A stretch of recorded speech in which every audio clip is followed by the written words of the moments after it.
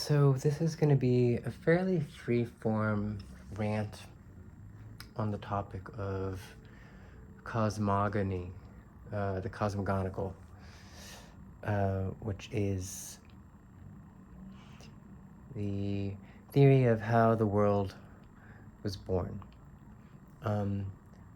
In the system of transcendental Kabbalah, cosmogony is the third topic in the kind of overall field of philosophy. The first is axiology, metaphysics, cosmogony, eschatology. And before talking about philosophy at all, there's theology. So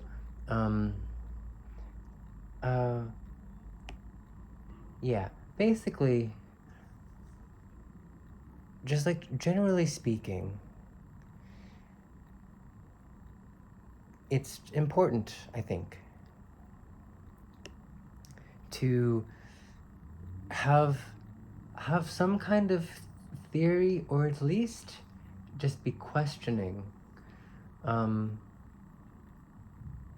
how the narrative of human history, how the world came to be, how it got to be the way that it is now, and where it perhaps is heading, or where it should go. And like, I just think that this is like a topic that is not taken seriously enough in the wider world.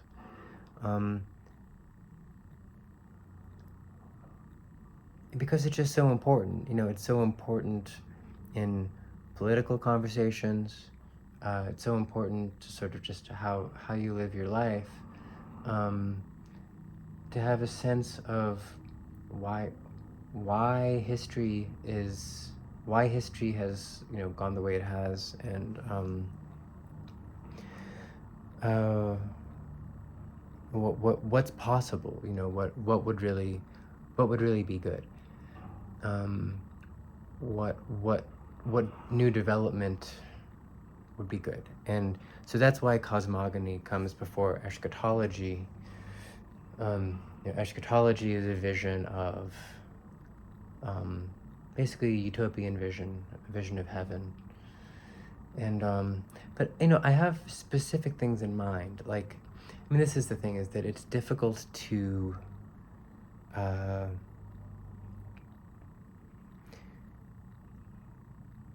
agree on exactly what got us to where we are.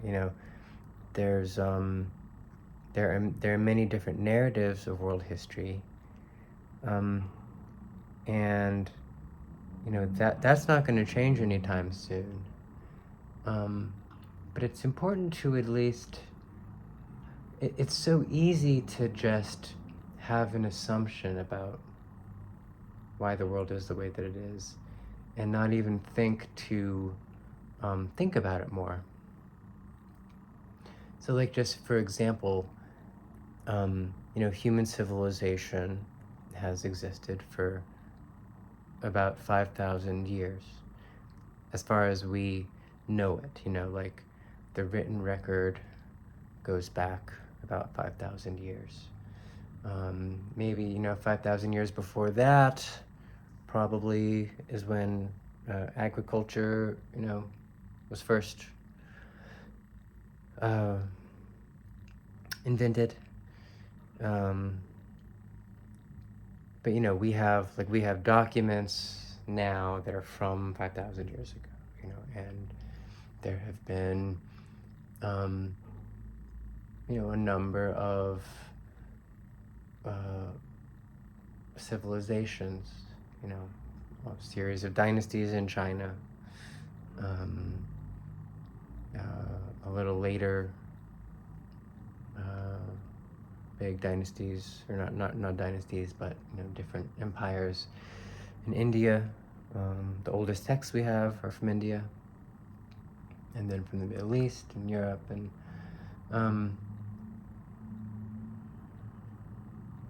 even something just like that, the scientific revolution happened about 500 years ago.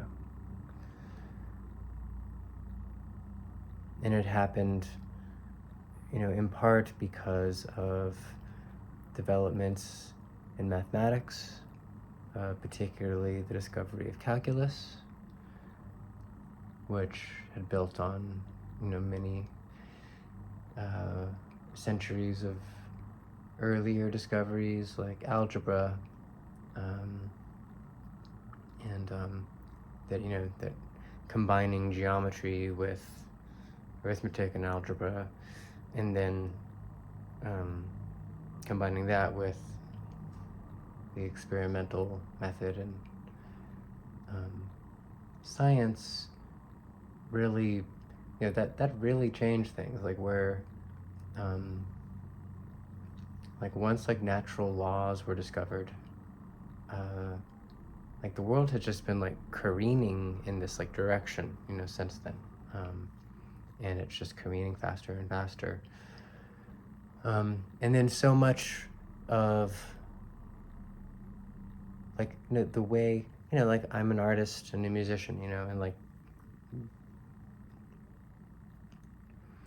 that Maxwell's equations were discovered in the late 19th century, and that made it possible to use electricity. I played the electric guitar.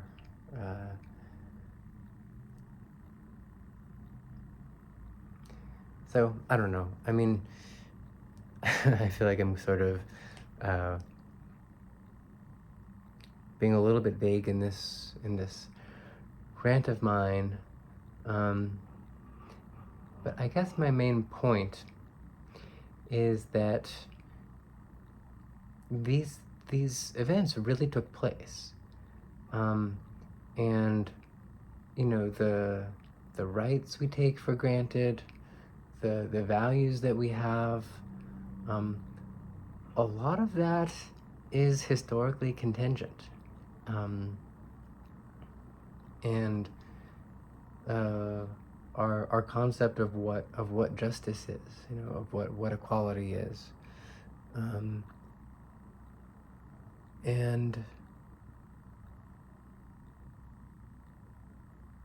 it's also just really interesting. I think that's something that's beginning to change, and will be the case more and more. I think is that as knowledge becomes even easier to acquire, in more like convenient formats and entertaining ones, that my hope anyway is that entertainment becomes less and less of a percentage of what like people spend their leisure time consuming, and like people actually choose to learn about history and learn mathematics and things like that, and I think that will be a really healthy thing. So maybe I'll get to the theory of world history that I've been chipping away at in a next video or another one soon. But in this one, yeah, I guess it's just sort of a call. It's just a suggestion to kind of look closely at history, or just to to think about how fragile everything is, and how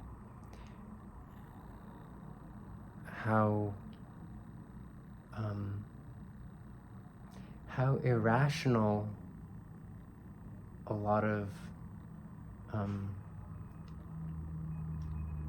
the big events in history and their consequences have just been so irrational, and that like there's always some just like really desperate situation going on, in the world, where it's like there's big decisions to be made, and they're made with not enough information, and they're really momentous, and there's mixed motives, and then it just happens, and then that defines a whole era, and it defines the way of life of millions or hundreds of millions of people.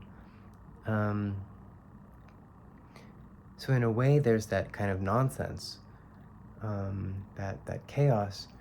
But then also, I mean, one can argue that maybe there's a logic to history. Maybe something is emerging, and uh, like maybe the world is destined inevitably to become a really wonderful place. Maybe history will be redeemed, and maybe there are ways to sort of trace that development.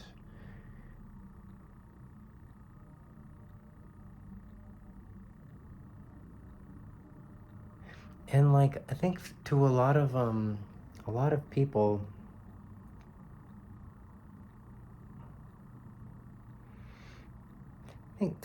the idea that there is a logic to history, that there is something that has been unfolding, especially in, say, the past 5,000 years, like that there's been something that has been either inevitably or maybe quasi-inevitably been developing, where civilization has just been consolidating in some way, whether it's to arrive at some kind of fulfillment, where human beings are able to be happy and fulfilled and self-realized and not really have to work, and can sort of learn and grow and create under the grace of God, or whether there's some kind of culmination that actually has nothing to do with us, and we're just a kind of bridge, and that our child will just kind of be another being that we're not going to really be able to fathom, or won't even know about. Those kinds of narratives can seem like they're childish, but it's either that or nothing, and I think scientific materialists tend to forget that that's a narrative too, and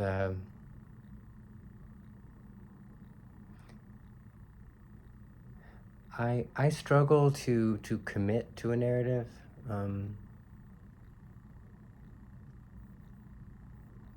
but I've spent a lot of time with the ones developed by Hegel and Nietzsche and Deleuze.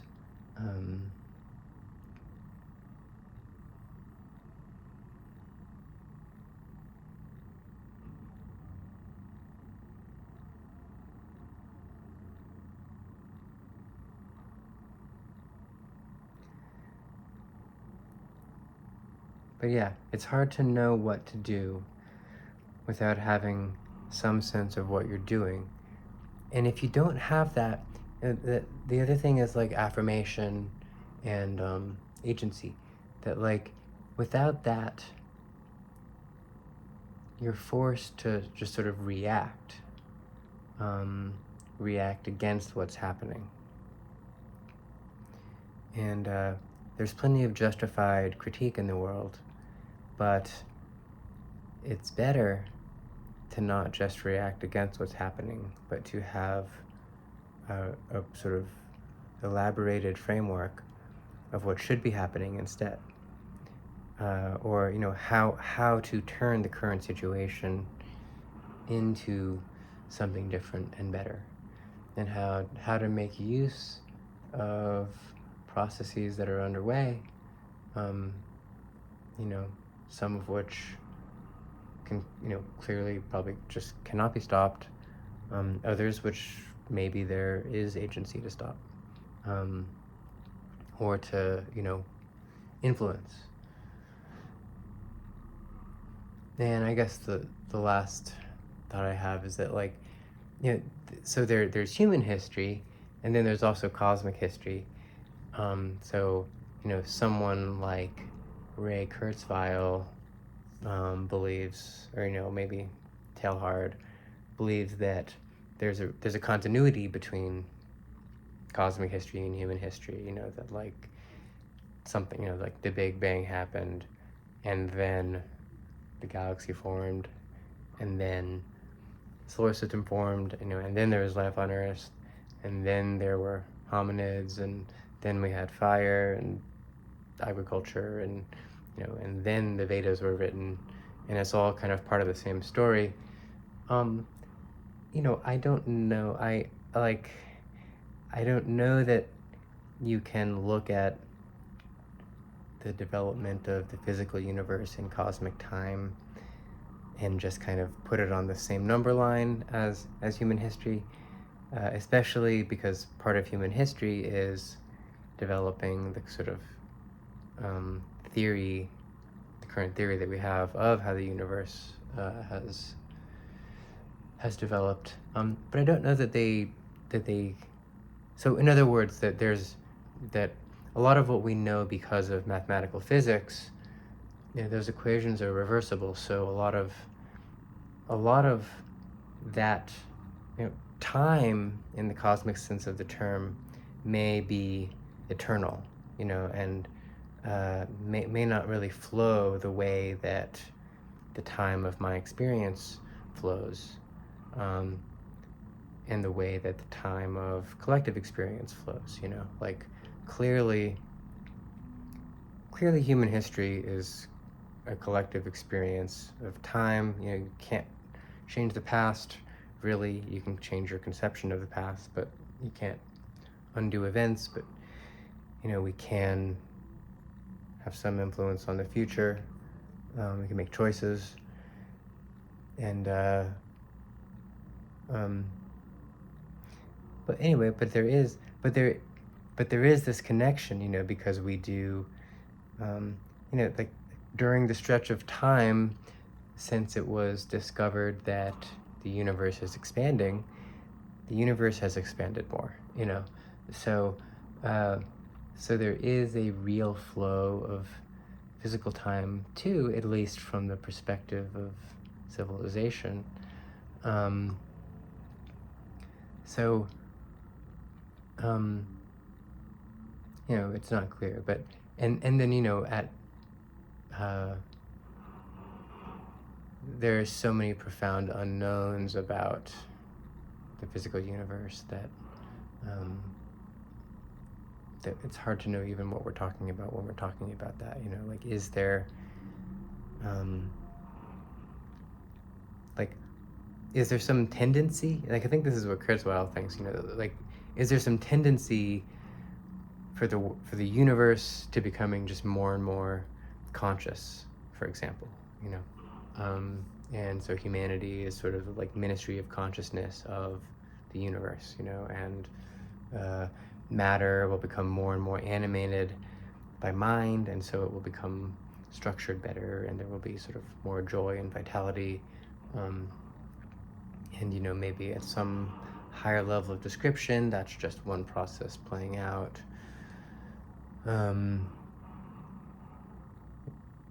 Whereas with Marx, I mean, Marx actually has a fairly similar theory, but he just doesn't have that. We didn't yet have the same theories about the physical universe.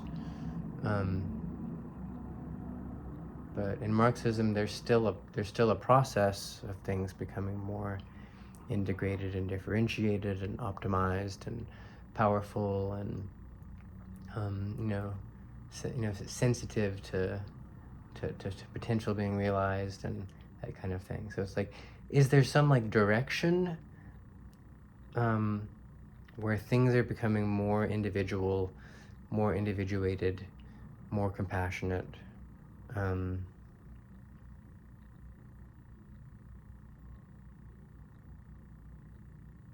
Anyway, there you go.